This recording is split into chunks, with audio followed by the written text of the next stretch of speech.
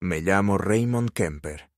Tengo 76 años y casi todas las mañanas me despierto en silencio. No un silencio apacible, sino de ese silencio pesado y lento que se te agolpa en el pecho y te recuerda todo lo que te falta. Mi esposa, Lorraine, solía llenar la casa de sonidos incluso antes de que yo abriera los ojos. Tarareaba para sí misma mientras preparaba el desayuno. A veces escuchaba las noticias locales en esa radio antigua que se negaba a cambiar, y de vez en cuando oía una risa grave cuando sonaba algo particularmente absurdo. Estuvimos casados 51 años, y entonces, una mañana de febrero, su corazón se desplomó mientras regaba las orquídeas en la ventana de la cocina. La encontré todavía con el pequeño pulverizador de plástico en la mano. Ya se había ido. Después de eso, el tiempo dejó de significar lo que solía significar. Los días se mezclan. Las mañanas se sienten iguales. Ya no se cuentan los domingos. La jubilación no me asustó. Trabajé como maquinista, 39 años en la misma fábrica, y tenía planes cuando dejé de trabajar. Pero nada en este mundo te prepara para la forma en que el duelo convierte el tiempo en un eco a cámara lenta. Durante el primer año después de la muerte de Lorraine, mantuve todo exactamente igual. Sus pantuflas junto a la cama, su bata en el gancho detrás de la puerta, su taza de té en el armario con el desconchón en el asa. Incluso seguí comprando la marca de yogur que le gustaba, sabiendo que no lo comería. Simplemente no podía parar. Vivo en Lancaster, Pensilvania, en la misma modesta casa de una sola planta que compramos en 1971. Los vecinos han cambiado. Los árboles que plantamos en el patio trasero ahora son altos y quebradizos por el tiempo. La calle solía estar llena de risas, humo de barbacoa y niños jugando a la mancha en la acera. Ahora es casi todo silencio, salvo por el ocasional soplador de hojas o el ruido de un camión de reparto. Me las arreglo. Tengo mi seguro social, algo de pensión y la casa está pagada. Pero no son las finanzas lo que te agota, sino el mundo que se encoge. Es como el teléfono deja de sonar, cómo dejan de llegar las invitaciones, cómo empiezas a cuestionarte si todavía formas parte de algo que importa. Mi hijo, Teddy, se mudó conmigo hace 2 años. Esa frase me reconfortaba un poco, cuando creía que venía por preocupación, para hacerme compañía, para ayudarme si me caía o se me olvidaba un quemador. Pero con el tiempo, comprendí que no se trataba de mí en absoluto. La vida de Teddy se había desmoronado. Lo habían despedido de un trabajo de reparto. Alternaba entre dormir en un sofá y dormir en un motel. Estaba distanciado de su exesposa y apenas tenía contacto con su hija. Dijo que mudarse sería temporal, solo hasta que arreglara las cosas. Eso fue hace 27 meses. Al principio, me decía que era bueno tener compañía. Él ayudaba a cortar el césped y arreglaba el triturador de basura. Traía la compra, preparaba café por la mañana. Incluso veíamos partidos de béisbol antiguos juntos. Pero poco a poco, la rutina cambió. Teddy dejó de salir. El césped se desgarró. Se apoderó del sótano y lo convirtió en su guarida. Un colchón en el suelo, un monitor de ordenador encendido, contenedores de comida a medio comer, apilados como sacos de arena contra las paredes. Dormía todo el día, rondaba la casa por la noche, fumaba marihuana en el garaje aunque le dije que no quería el olor dentro. Lo descartó con un gesto de la mano. Tranquilo, papá, ya es legal. No pagaba alquiler. No compraba comida. Cada vez que lo mencionaba, se ponía a la defensiva. ¿Quieres que vaya a hacer hamburguesas? ¿A mi edad? Tiene 43 años, pero en muchos sentidos se siente mucho más joven, no en espíritu, sino en irresponsabilidad. Lo peor no era su pereza, era la forma en que empezó a hablarme, como si fuera una carga, como si fuera la que se aprovechaba de su propia casa. No necesitas todas estas habitaciones, decía, caminando por el pasillo como un casero, inspeccionando su propia propiedad. Deberías considerar mudarte a una vivienda más pequeña. Consíguete un piso en una residencia de ancianos. Tienen bingo, enfermeras, comidas. Te encantaría. Me dije a mí misma que solo estaba frustrado, que estaba pasando por una mala racha, pero en el fondo lo sabía. No era algo temporal. Era el declive de su ambición, de nuestra relación, de cualquier esperanza de que las cosas cambiaran. Había noches en las que me sentaba en mi sillón reclinable y miraba la televisión en blanco, intentando recordar la última conversación real que habíamos tenido. No sobre facturas, ni sobre la compra, ni sobre él pidiendo dinero. Una conversación real, donde vi a mi hijo como lo conocí. Un niño curioso, de ojos brillantes, que amaba los trenes y me llamaba su héroe. No podía recordarlo. Físicamente, ya no soy lo que era. Tomo 7 medicamentos diferentes cada día. 2 para la presión arterial, 1 para el colesterol, 2 para la diabetes tipo 2 y un antidepresivo suave que me recomendó mi médico tras la muerte de Lorraine. A veces me dejan aturdido, pero me mantienen en pie. Los organizo por día, llevo un pastillero meticuloso y los renuevo mensualmente en la farmacia local. Incluso pongo recordatorios en mi teléfono plegable. Es mi pequeña forma de control en una vida donde todo lo demás se siente cada vez más frágil. Hace poco noté que algo no iba bien. Fui a tomar mis medicamentos de la mañana y uno de los compartimentos estaba vacío, antes de lo debido. Al principio, lo atribuí a una distracción. Revisé mi horario de pastillas y conté las que tomaba, pero volvió a ocurrir la semana siguiente, y luego otra vez. Empecé a llevar un pequeño registro, anotando cada pastilla que tomaba y cuándo, y aún así me faltaba. Al principio no era mucho, una metformina que faltaba por aquí, unas pastillas de lisinopril por allá, pero el patrón era claro. Una noche le pregunté a Teddy. Estábamos en la cocina. Él estaba terminando lo que me quedaba de mantequilla de cacahuete y tenía los auriculares puestos, con una oreja colgando. Le dije que creía que alguien estaba manipulando mis medicamentos. Su rostro ni siquiera se inmutó. Se encogió de hombros y dijo: «Probablemente lo olvidaste. Te estás haciendo mayor, papá. Eso es lo que pasa». Y luego salió de la habitación murmurando algo sobre paranoia, pero no era paranoica.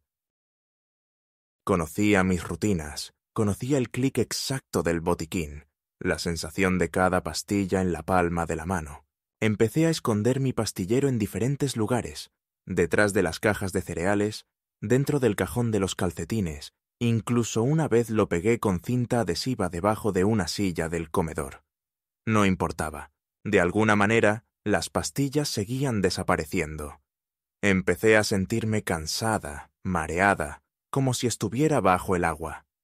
Había mañanas en las que me despertaba empapada en sudor, jadeando. Pensé en llamar a mi médico, pero ¿qué le diría? ¿Que mi propio hijo me robaba las recetas? Y entonces, hace una semana, mi vecina Sheila, una viuda de 60 y pocos años que pasea a su perro por delante de mi casa todas las mañanas, comentó casualmente que había visto a Teddy haciendo negocios en la entrada con un desconocido. Lo dijo en broma, sonriendo, pero algo se me clavó en el pecho como un clavo. Le di las gracias y fingí reírme, pero al volver a entrar me temblaban las manos. Esa noche esperé a que Teddy bajara al sótano. Entré al garaje y encendí la luz. Escondidos bajo una lona vieja en un rincón, había unos sobres acolchados, de esos que usan las farmacias para enviar medicamentos por correo. Uno estaba medio roto. Dentro había un frasco de mis medicamentos para la presión arterial, mi nombre tachado con rotulador negro. Fue como si me hubieran dado un puñetazo en el estómago. Mi hijo, mi único hijo, no solo tomaba mis medicamentos, los vendía.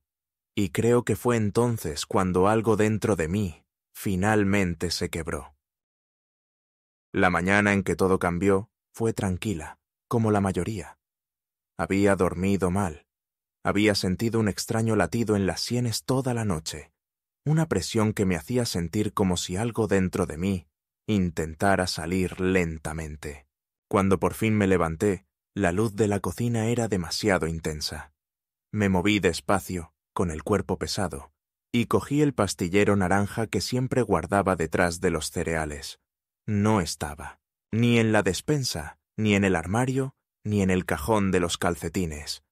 Busqué en todos los sitios de siempre, incluso en los más absurdos.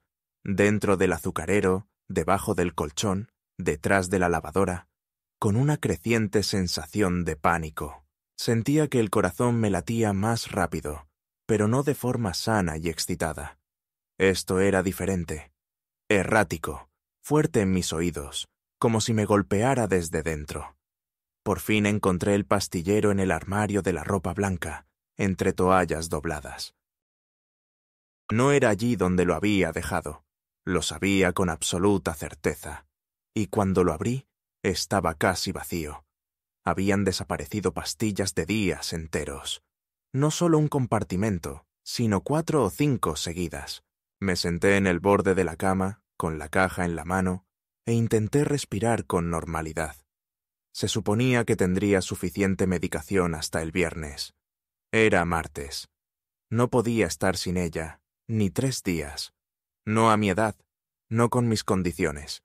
Ya había cometido ese error una vez, poco después de la muerte de Lorraine, cuando olvidé volver a pedirla, y pensé que podría estirar unas pastillas. Acabé en una ambulancia, vomitando en una bolsa de plástico, mientras un paramédico me tomaba el pulso y me preguntaba si vivía solo. No podía permitir que eso volviera a ocurrir. Cogí el teléfono y llamé a la farmacia. Una voz grabada me saludó, seguida de la conocida música de espera, esa versión metálica de Clair de Lune que siempre ponían. Cuando por fin me llegó una voz humana, le expliqué la situación. Había perdido una medicación y necesitaba una reposición urgente. «Lo siento, señor Kemper», dijo la farmacéutica con tono cortés pero firme. «Su seguro solo permite una dispensación cada 30 días. El sistema no me permite anularla. Necesitará hablar con su médico para una anulación de emergencia». Mi médico, por supuesto, no estaba disponible. «Estaba de vacaciones», me dijo la recepcionista con alegría, y el médico que me reemplazaba no se sentía cómodo aprobando una recarga anticipada sin una consulta médica. Colgué el teléfono sintiéndome como si se hubiera abierto un sumidero bajo mis pies. El sistema era hermético. Las normas se crearon para la seguridad, decían, para prevenir el abuso, el acaparamiento, el robo. Pero nadie pensaba en alguien como yo, un hombre cuyo único error fue confiar en su propio hijo. Pasé las siguientes horas vagando entre habitaciones, con el cuerpo aletargado y la mente confusa. Bebí agua, intenté descansar, incluso consideré ir a urgencias, pero la vergüenza me lo impidió. ¿Qué diría? ¿Que mi hijo me había robado las pastillas y que ahora me estaba precipitando hacia otra crisis? Ya podía imaginar la cara de la enfermera, la lástima, el desapego profesional, la silenciosa nota en el sistema que me etiquetaba como persona mayor, red de apoyo inestable. A media tarde, el dolor de cabeza se había convertido en un rugido. Me dolían las articulaciones, mi visión se nublaba un poco. Me apoyaba en los muebles mientras me movía, con una mano en la pared en todo momento. Intenté llamar a Teddy, pero su teléfono fue directo al buzón de voz. Le escribí: «Necesitamos hablar. Urgente». No hubo respuesta. Bajé al sótano, toqué una vez y luego abrí la puerta. Olía a sudor y a comida para llevar en mal estado.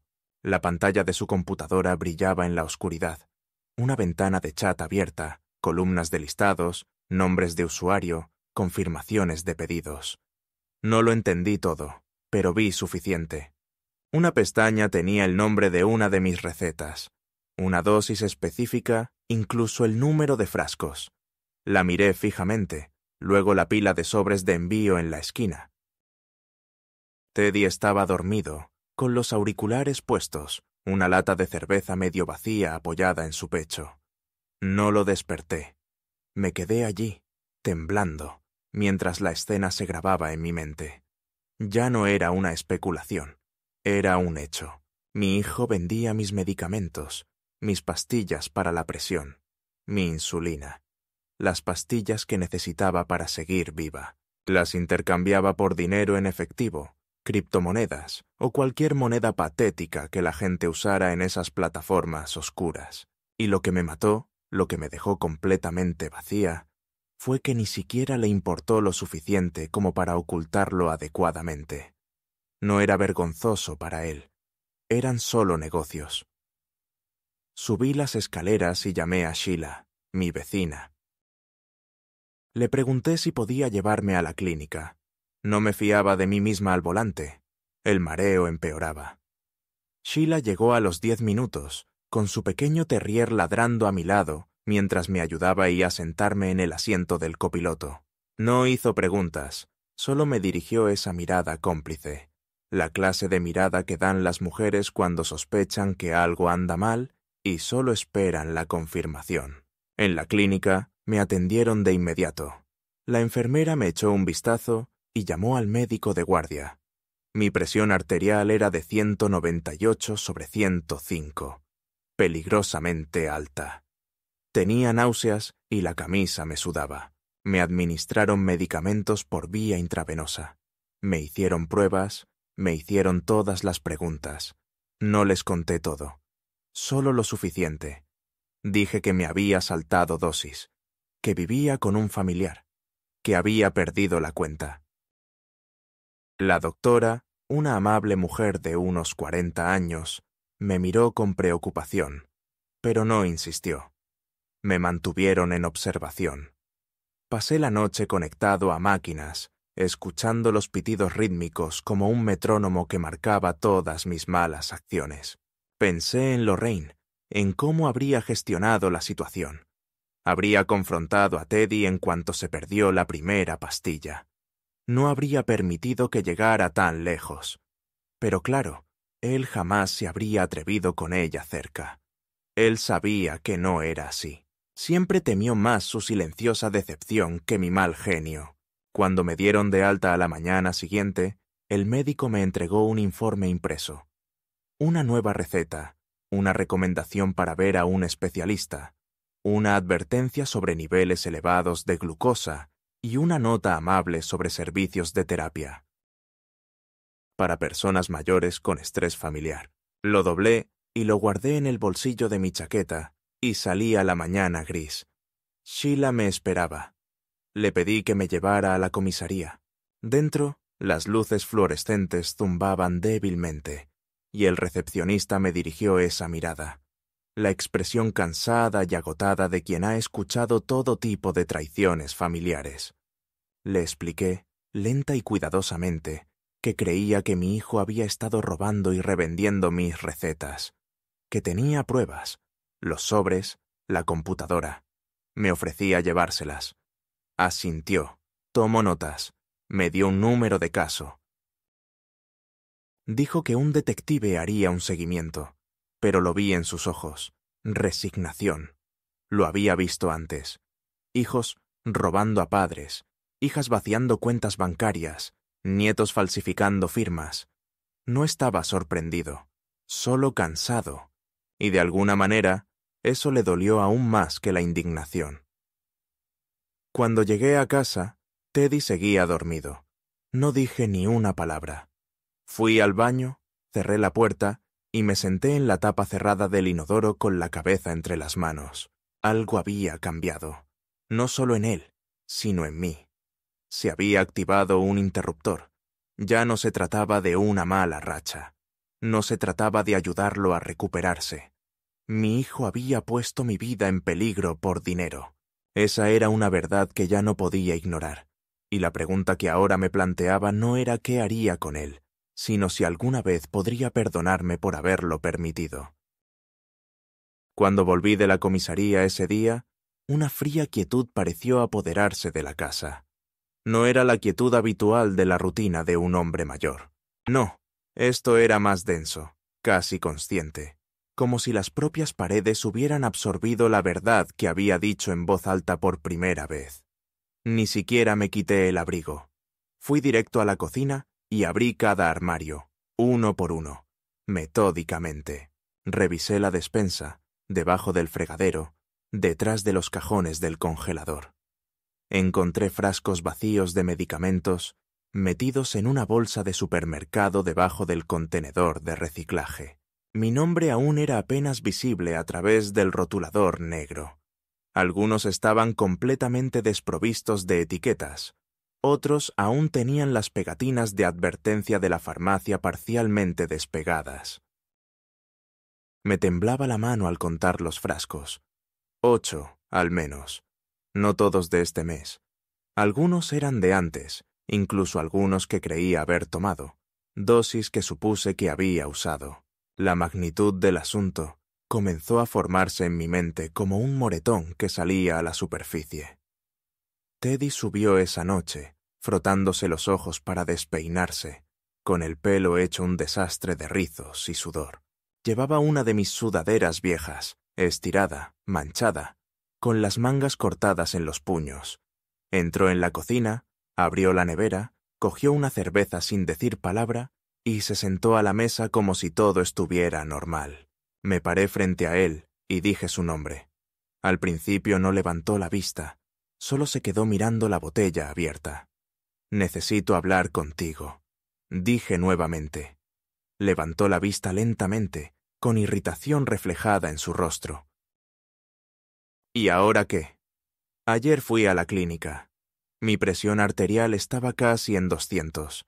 Estuve a punto de sufrir un derrame cerebral, Teddy. Un parpadeo lento.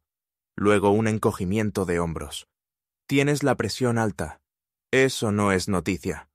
Tragué saliva con fuerza. «Me has estado robando las medicinas. Las estás vendiendo». Eso fue todo. El destello se convirtió en algo más vívido. Un destello de ira defensiva, de orgullo herido. ¿De qué demonios estás hablando? Encontré los sobres en el garaje. Vi tu computadora. Vi los anuncios. Apretó la mandíbula. ¿Estabas husmeando entre mis cosas? Estabas vendiendo la medicación que me mantiene viva. Es una acusación muy grave hacerla sin pruebas. Tengo pruebas. Se las mostré a la policía. Se levantó tan de repente que las patas de la silla chirriaron al tocar el suelo. ¿Llamaste a la policía? Lo hice, dije, y lo volvería a hacer. Por un momento, pensé que me iba a golpear. Tenía los puños apretados a los costados, los ojos abiertos y el cuerpo temblando. Pero entonces algo más frío se apoderó de mí. Retrocedió, rió con amargura y dijo: «Estás loco, viejo. Estás confundido. Probablemente olvidaste que tomaste esas pastillas. Eso es lo que pasa cuando te empieza a fallar el cerebro». «Lo recuerdo todo». «¿Y tú?» Se acercó más, bajando la voz hasta convertirse en un susurro. «¿Recuerdas dónde estacionaste la semana pasada? ¿Recuerdas qué día es hoy? ¿Qué año es?» «No estoy senil, Teddy». «No», dijo despacio, con crueldad.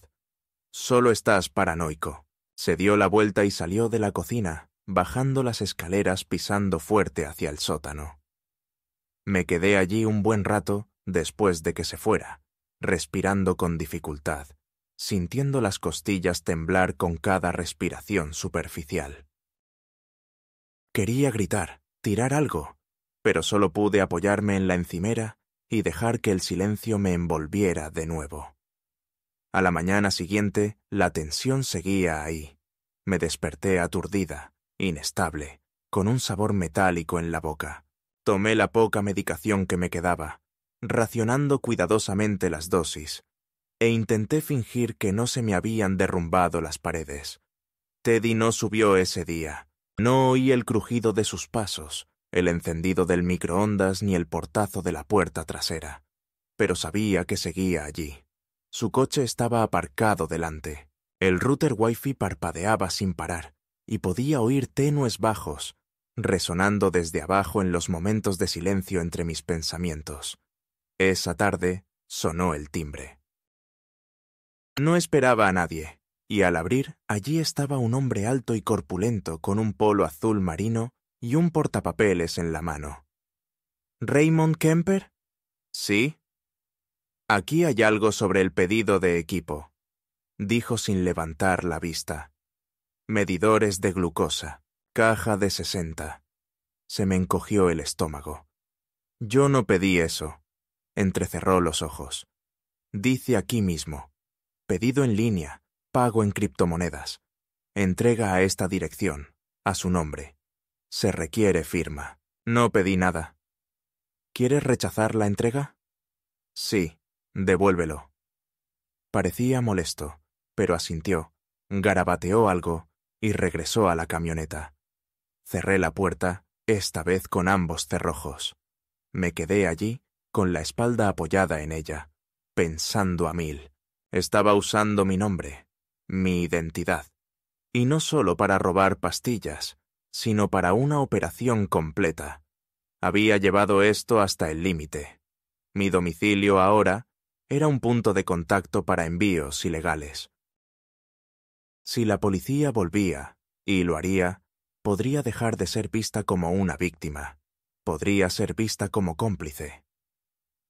Fui a la puerta del sótano y llamé. No hubo respuesta. La abrí y bajé despacio, con una mano en la barandilla. La habitación estaba a oscuras, salvo por el brillo azul del monitor. Teddy estaba allí, desplomado en la silla, con los auriculares quitados esta vez y los ojos cerrados. Había una caja de pizza en el suelo y un vaso con un líquido ámbar, no cerveza. Descansaba precariamente en el borde del escritorio. Osito de peluche. Él no se movió.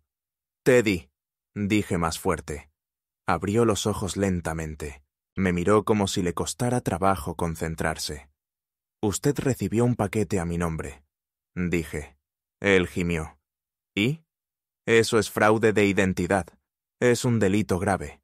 Estás siendo dramático. Te lo voy a pedir una vez más. Para allá. Sal de esta casa. Si no te vas para el viernes, cambiaré las cerraduras». Se puso de pie lentamente, inestable. ¿Vas a echarme? ¿A tu propio hijo?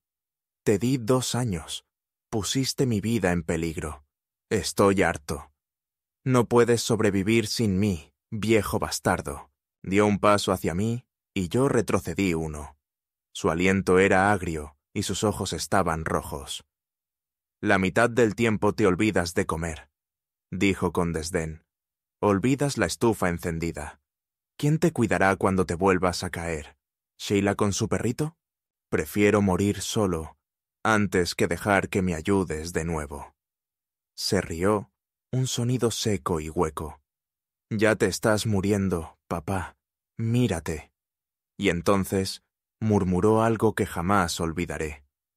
¿Crees que alguien te va a creer? ¿Crees que vas a ir a la policía y que les va a importar? Dirán que solo eres un viejo confundido que perdió sus pastillas, y cuando les muestre que tengo poder notarial, ¿a quién crees que le creerán? Eso me dejó paralizado. ¿Qué? Sonrió con suficiencia. ¿Recuerdas esos formularios que te hice firmar el año pasado? ¿Qué decían que eran para el banco? Ni siquiera los leíste. Casi me fallaron las rodillas. ¿Falsificaste? No. La interrumpió con naturalidad. Firmaste. Simplemente no prestaste atención. Subí las escaleras en silencio. Esa noche no dormí. Me senté en la sala con las luces apagadas, el frasco de pastillas en la mano, y me di cuenta de algo que debería haber sabido hacía mucho tiempo. Mi hijo ya no era solo un hombre con problemas. Era un depredador. Y yo, una presa. El colapso, cuando llegó, no fue cinematográfico ni estrepitoso. Fue silencioso, clínico y profundamente humillante. Desperté en el suelo del pasillo, con la mejilla izquierda pegada a las baldosas frías, una zapatilla todavía puesta, la otra perdida en algún lugar entre el dormitorio y la cocina. Me palpitaba la cabeza y tenía una humedad cálida y pegajosa en la nuca. Sangre. No mucha, pero suficiente para mancharme el cuello de la camisa. No sabía cuánto tiempo llevaba caído. 1 hora, quizá más. No recordaba haberme caído. Lo último que recordaba era haber ido al fregadero a rellenar mi botella de agua. Después de eso, nada. Intenté incorporarme, pero la vista se me nublaba y algo detrás de mis costillas gritaba de dolor. Me quedé allí, paralizada, esperando a que el mundo se estabilizara. Nunca lo hizo. Finalmente, llamé. No en voz alta, solo una palabra, ronca y baja. Teddy. Ninguna respuesta. Teddy. Otra vez. Esta vez más fuerte. Nada. Podía oír movimiento abajo, música tenue, el zumbido de voces en sus auriculares. Estaba despierto. Simplemente decidió no venir. Busqué mi teléfono. No estaba en mi bolsillo. Escudriñé el pasillo desde el suelo, con el cuello rígido, y finalmente lo encontré debajo de una mesa auxiliar a pocos metros. Intenté arrastrarme. Me temblaban los brazos del esfuerzo, y cuando por fin lo alcancé, la pantalla estaba rota. Seguía funcionando. Marqué a Sheila. Contestó al segundo timbre. «¿Raymond?» «Me caí», susurré. «Me lastimé. Por favor». Llegó en minutos. No sé cómo entró. Quizá fue la llave de repuesto que le di años atrás. Recuerdo su voz llamándome, el calor de su mano en mi espalda, el tintineo de sus llaves al marcar el 911. Llegaron los paramédicos. Me llevaron a urgencias. Tomografía computarizada, radiografías, análisis de sangre. Conmoción cerebral, costillas magulladas, deshidratación. La médica de cabecera, una mujer seria y de mirada penetrante, preguntó si había alguien en casa que pudiera ayudarme. Le dije que mi hijo vivía abajo. ¿No te oyó caer? No, dije. Estaba ocupado. Ella me miró por un largo momento y luego tomó nota en mi historial. Esa noche yacía en una cama de hospital bajo una luz estéril, escuchando el pitido de las máquinas y el rítmico arrastrar de pies de las enfermeras en el pasillo. Pensé en Lorraine, cómo me rondaba cuando estaba enferma. Su preocupación se manifestaba en la ropa doblada y los tazones de caldo. Recordé la vez que me torcí el tobillo en el 93, y Teddy, entonces adolescente, me trajo compresas de hielo y me preguntó si necesitaba ayuda para ir al baño. Me pregunté cuándo dejó de importarle, o si alguna vez realmente lo hizo. A la mañana siguiente vino una trabajadora social del hospital. Se llamaba Elena y era amable, como lo son los profesionales cualificados, lo suficientemente cálida para parecer sincera, pero lo suficientemente distante para no absorber tu dolor. Me hizo preguntas. ¿Me sentía segura en casa? ¿Tenía acceso a mi medicación? ¿Alguien me ayudaba con las finanzas? Dudé. Entonces, por primera vez, dije toda la verdad. Sobre las pastillas, las recetas robadas, los documentos falsificados, la caída. Me escuchó sin interrumpir. Tomó notas y me preguntó si consentía en una investigación de bienestar. Asentí. Salió de la habitación prometiendo que alguien haría seguimiento. Más tarde ese día, un hombre de los servicios de protección de adultos pasó por allí. Era tranquilo, profesional y menos comprensivo que Elena. Me explicó cómo solían funcionar estos casos. Si había sospechas suficientes de explotación financiera o negligencia, podían solicitar restricciones legales. Se podía solicitar una tutela temporal. En algunos casos, se presentaron cargos por maltrato a personas mayores. Me pidió nombres. Le di el nombre completo de mi hijo, su fecha de nacimiento, y le describí su apariencia. Entonces, le hice una pregunta que me quemaba la garganta. Si mi hijo falsificó un poder notarial, ¿puedo revertirlo? Levantó la vista de su bloc de notas. Si podemos demostrar que se hizo bajo coacción o engaño, sí, necesitará un abogado. Asentí. Esa noche, solo en la habitación del hospital, tomé una decisión. No iba a volver a esa casa. No mientras Teddy estuviera allí. No hasta que se cortaran todos los lazos. Cualquier sentimiento de deber o culpa al que me hubiera aferrado, los últimos y marchitos hilos del instinto paternal, finalmente se había roto. Ya no era solo una víctima, era un hombre sin nada que perder. 3 días después, me dieron de alta. Sheila me recogió. Le pedí que me llevara no a casa, sino a la sucursal de mi banco en el centro. Solicité una reunión con el gerente de la sucursal. Eleanor, una mujer a la que conocía superficialmente desde hacía años, siempre amable y eficiente, me hizo pasar a su oficina. Le conté lo sucedido. Le pregunté si había habido alguna actividad reciente en mis cuentas, algún cambio en los permisos de acceso, alguna transferencia inusual. Su rostro se tensó al leer la pantalla. Había habido una solicitud, apenas 3 días antes, para agregar a Teddy como usuario autorizado en una de mis cuentas de ahorro. La solicitud fue denegada, pendiente de verificación, pero allí estaba. Lo había intentado. Firmé documentos, revocando todos los permisos previos. Iniciamos una alerta de fraude. Ordené la congelación de fondos salientes, instalé la autenticación en 2 pasos y trasladé mis ahorros más cuantiosos a una nueva cuenta con otro nombre. Pedí copias de todos los formularios que Teddy había presentado. Luego llamé a Martín, el abogado que nos había ayudado a Lorraine y a mí a redactar nuestro testamento años atrás. Aceptó verme esa tarde. Martín parecía mayor de lo que recordaba, pero aún conservaba la mente despierta. Se lo conté todo: las pastillas, la caída, los formularios falsificados.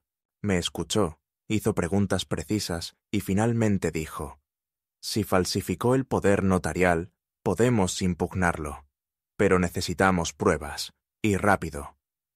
¿Y si ya lo usó para acceder a otras cosas? Entonces emprendemos una acción civil. ¿Y qué pasa con los criminales?, suspiró.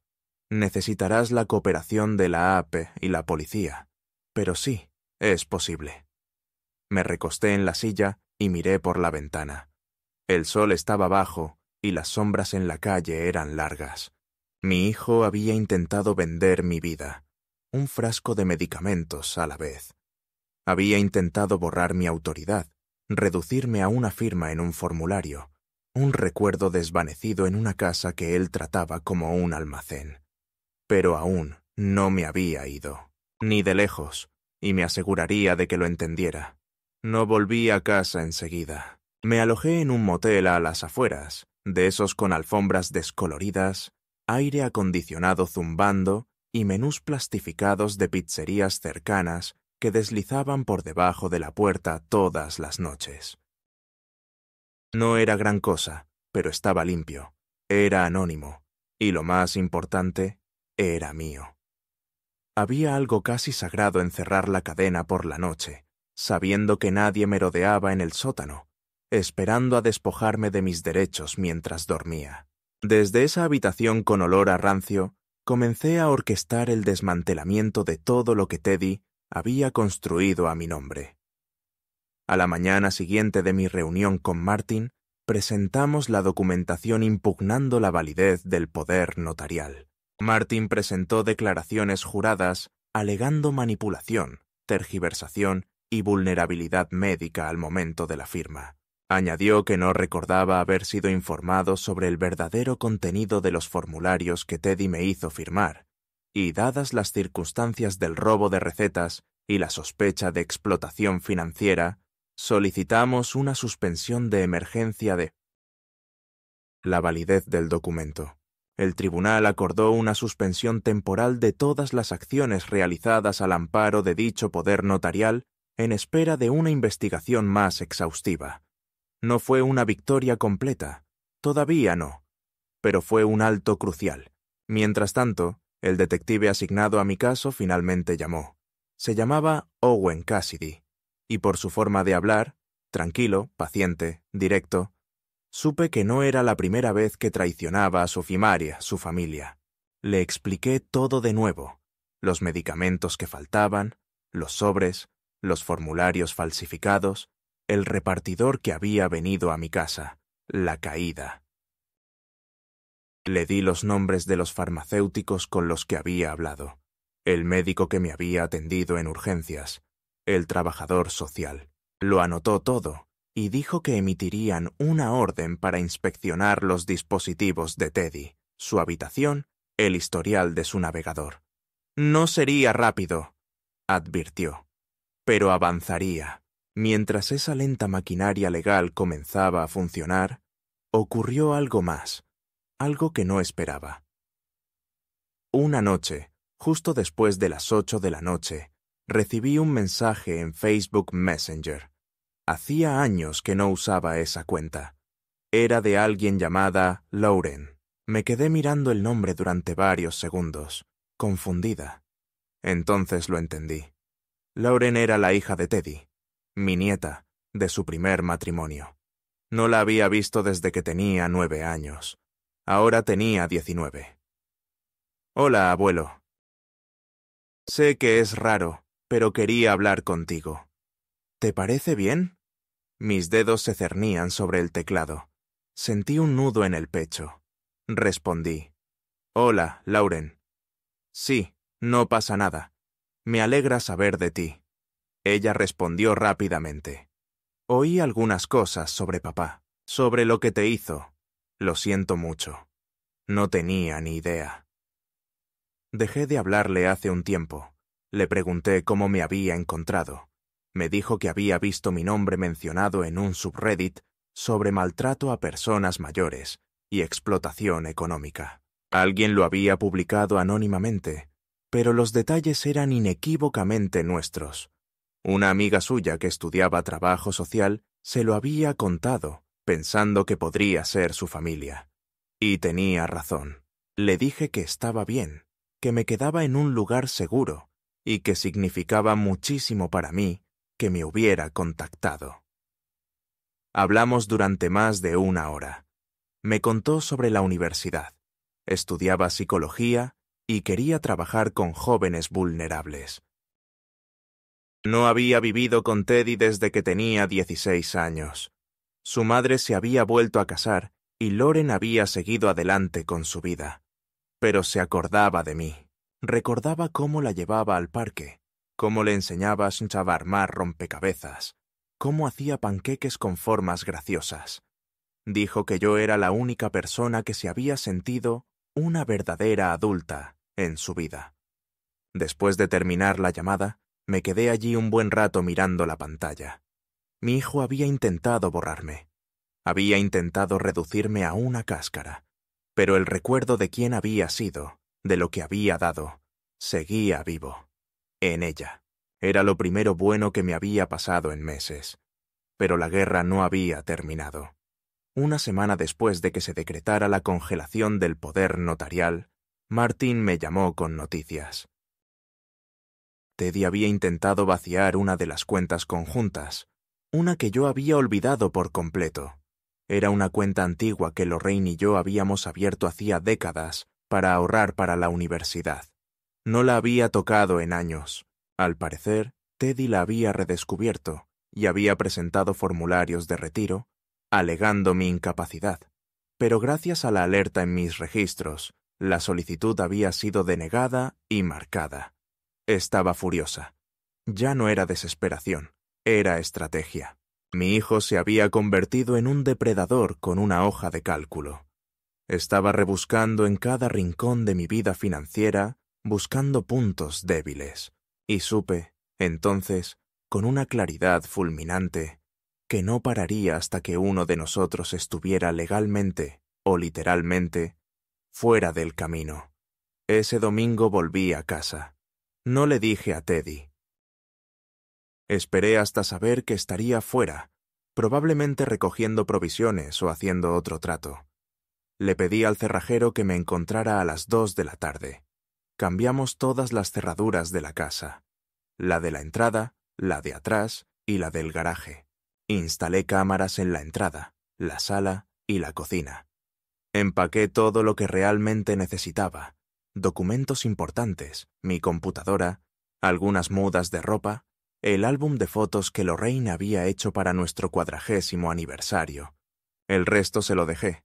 Le di el sofá, los platos, el viejo sillón reclinable. Eran solo cosas. La casa ya no era un hogar, era una prueba. Antes de irme, pegué un aviso impreso en la puerta del sótano. Teddy, por orden judicial de emergencia y revocación del poder notarial, ya no estás autorizado a usar esta residencia como domicilio. Tienes 72 horas para desalojar. Cualquier entrada después de esa fecha se considerará allanamiento ilegal. Ne recátomé. Una foto de la nota. Cerré la puerta principal detrás de mí y no miré atrás.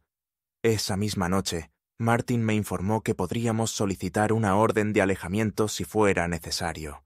Le dije que iniciara el proceso. En 48 horas, un juez dictó una orden temporal que impedía a Teddy entrar en mi propiedad, acceder a mis cuentas o contactarme directamente. 2 semanas después, el tribunal revisaría su permanencia. Luego, 2 noches después, Teddy se envenenó. No fue intencional, al menos no según el informe oficial. Recibió una llamada de Cassidy, el detective. Teddy fue encontrado semiconsciente en un motel en York, a unos 48 kilómetros de Lancaster. Alguien llamó al 911 después de que se desmayara frente a una gasolinera, vomitando sangre. En el hospital descubrieron que había ingerido una combinación de medicamentos: opioides, sedantes e insulina. No le habían recetado. Probablemente había estado revisando su inventario y accidentalmente tomó una mezcla que era para otra persona. Estaba en la UCI, estable, pero en coma. Aún no sabían si había sufrido daños permanentes. Cassidy hizo una pausa y luego preguntó: ¿le gustaría que le avisáramos si su condición cambia? No respondí enseguida. Luego dije: sí, pero no voy.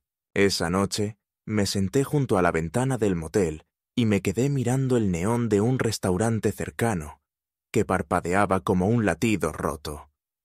Mi hijo me había robado, me había humillado, me había puesto en peligro, había intentado borrarme, y ahora por fin había llegado al borde del mismo hoyo que había cavado durante años. No había victoria en ello, ninguna satisfacción, solo un dolor terrible y vacío, donde antes había amor. Pero la verdad ahora era innegable. La amenaza se había roto. Pase lo que pase, juicio, restitución, disculpa o silencio. Ya no tendría miedo. Había sobrevivido, y no iba a dejarle escribir el último capítulo. No tenía intención de ir al hospital. De hecho, pasé la mayor parte de la semana deliberadamente ocupada, reuniéndome con Martin para hablar del caso civil, rellenando el papeleo para formalizar la revocación de todas las autorizaciones conjuntas, hablando de nuevo con Cassidy sobre la posibilidad de presentar cargos penales contra Teddy. Cuanto más concretas eran mis acciones, más estable me sentía. Tras meses de confusión, de ser manipulada y puesta a prueba, por fin estaba recuperando la dignidad básica de decidir qué me sucedía, qué me pertenecía, qué permitiría y qué no.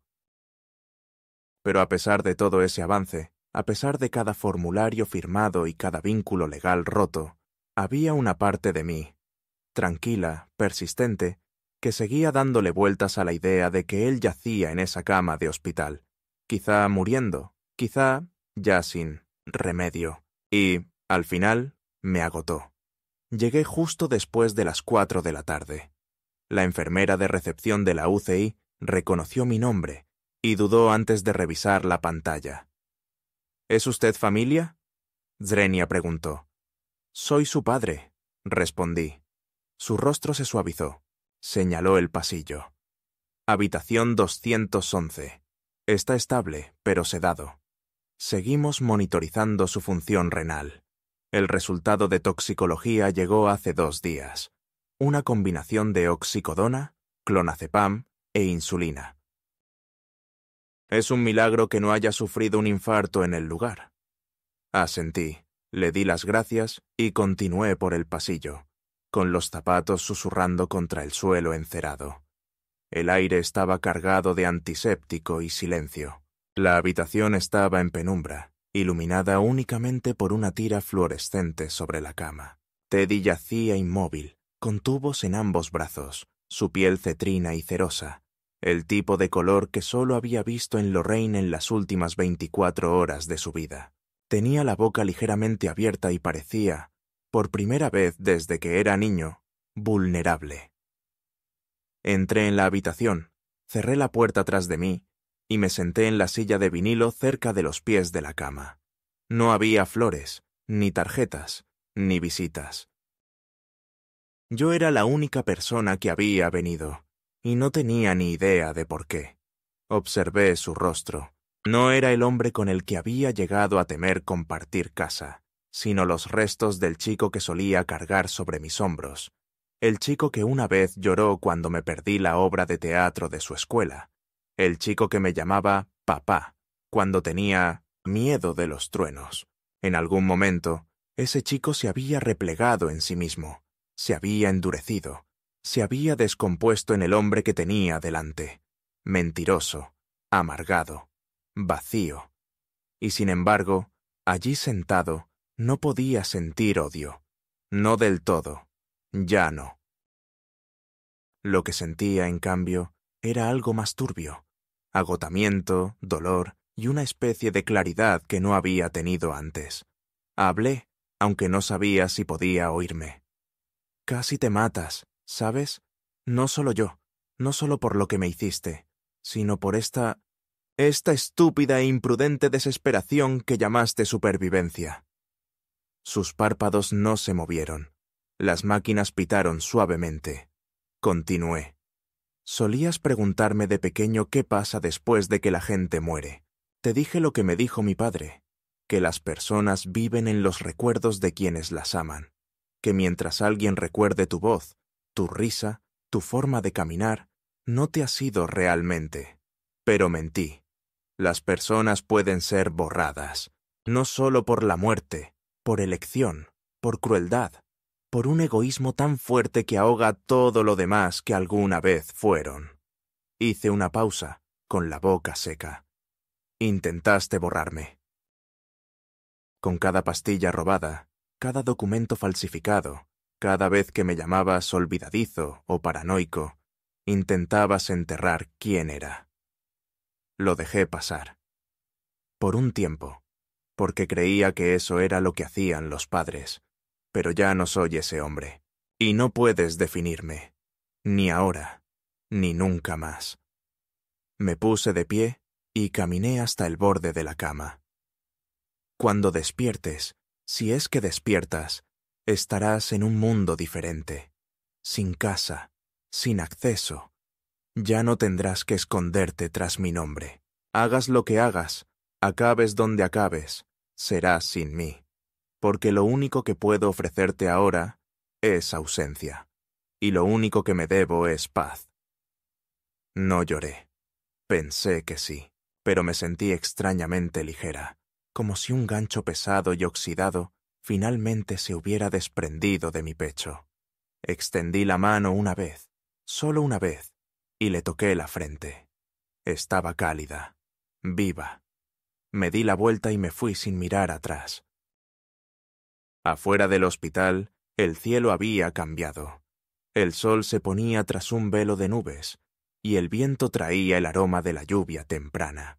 Caminé despacio hacia la parada del autobús, no porque estuviera cansado, sino porque ya no había motivo para apresurarme. La guerra había terminado. Él había perdido. Y yo me había marchado intacto, con cicatrices, más viejo, más solo, pero completo. Cuando regresé al motel, me esperaba un mensaje de Martin.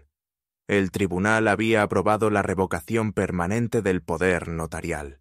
El intento de Teddy de declararme legalmente incapacitado había sido rechazado formalmente tras la llegada de los resultados de la evaluación psiquiátrica independiente, sólidos, inequívocos y condenatorios para su caso. Cassidy también había impulsado la investigación.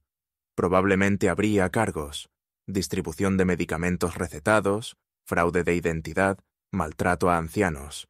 Si los presentarían o no mientras Teddy se recuperaba, era otra historia. Pero las cosas habían cambiado. Un día después, recibí una carta certificada en el motel. Era del defensor del paciente del hospital. Una copia de una solicitud que Teddy había presentado antes de perder el conocimiento, pidiendo que me prohibieran visitarlo. La había presentado al día siguiente de que la policía lo contactara por primera vez. Un ataque preventivo, supuse. El hospital no la tomó en cuenta, ya que entraba en conflicto con mi estatus de contacto de emergencia. Aún así, leerla, ver su firma, fue una pequeña y fría ironía. Doblé el papel, lo guardé en mi carpeta marcada como legal, y lo archivé con todo lo demás. Ya no me sorprendía, y no me dolía. En realidad, no, porque la verdad era que ya me había despedido. No solo a Teddy, a la versión de mí que creía que el amor podía sobrevivir a la traición, a la parte de mí que esperaba, interminablemente, una disculpa que nunca llegaría, a la ilusión de que la familia, solo por el hecho de tener sangre, merecía algo de mí. Yo había sobrevivido, él no. Esa era la única historia que quedaba por contar. 3 meses después, me senté tras una mesa plegable en la trastienda de una pequeña iglesia cerca de King Street, clasificando pastilleros de plástico para el grupo de apoyo con medicamentos de los martes. Era un trabajo voluntario, no oficial, informal, algo a lo que Sheila me había arrastrado después de oírme murmurar demasiadas veces que necesitaba mantenerme ocupada. La mayoría de las personas que vinieron no eran mucho más jóvenes que yo. Viudas, veteranos, jubilados con ingresos fijos, todos haciendo malabarismos con recetas, citas y la agotadora burocracia de sobrevivir después de los 70 en un mundo que trata la edad como una disfunción. No dije mucho. Medí las dosis, revisé las fechas de caducidad, me aseguré de que nadie se fuera a casa con la estatina o el anticoagulante equivocado. Era un trabajo sencillo, pero me proporcionó algo que no había sentido en mucho tiempo: uso. Mi caso con Teddy se resolvió sin problemas. El tribunal confirmó la orden de alejamiento permanente. Se presentaron cargos, pero se suspendieron debido a su estado de salud. Había sufrido insuficiencia renal parcial, ahora necesitaba diálisis 3 veces por semana y lo estaban trasladando a un centro de cuidados a largo plazo en Reading. No tenía ninguna condena penal, pero ya no tenía acceso a mi nombre, mi dinero, ni mi casa. Se había convertido en un número de paciente en el sistema de otra persona. Había dejado de revisar las actualizaciones. Me mudé a un complejo de apartamentos para personas mayores a las afueras de Lancaster. No era una residencia de ancianos ni una residencia asistida, solo un espacio sencillo de una habitación con marcos de puerta anchos y barras de apoyo en la ducha. Era modesto pero limpio, y nadie fumaba dentro ni ponía música alta después de las 9 p.m. Compré muebles nuevos y doné casi todo lo que me quedaba de la casa. Un nuevo comienzo, sin fantasmas. La cocina olía a limones ahora, en lugar de a mojo y resentimiento. Loren me visitó 2 veces, una en abril y otra en junio. Me trajo una tarta de limón que ella misma horneó, me enseñó fotos de su campus e incluso me ayudó a configurar alertas de correo electrónico para resurtidos de farmacia. Nunca mencionó a su padre. Nunca le pregunté. Hablamos de libros, recetas y, una vez, en voz baja y cautelosa, de perdón. Dijo que no sabía si podría perdonar lo que le había hecho a su madre, a mí. Le dije que el perdón no era una puerta que se cruzara, era una montaña que había que seguir subiendo, incluso cuando parecía que nunca habría una cima. No quería venganza. Esa parte de mí había muerto en algún punto entre el juzgado y la UCI. Lo que quería ahora era algo más sencillo. Quería un café tranquilo por la mañana. Quería saber que, al abrir la puerta de mi casa, nadie usaría mi nombre como contraseña para acceder al mercado negro. Quería sentirme importante para alguien que aún no me había quitado todo lo que tenía para dar. Una tarde, sentado en mi sillón escuchando una vieja emisora de jazz en la radio que a Lorraine le encantaba, me di cuenta de algo que me detuvo en seco. Por primera vez en más de un año, no tenía miedo de morir. No porque estuviera listo, sino porque por fin, en silencio, estaba vivo.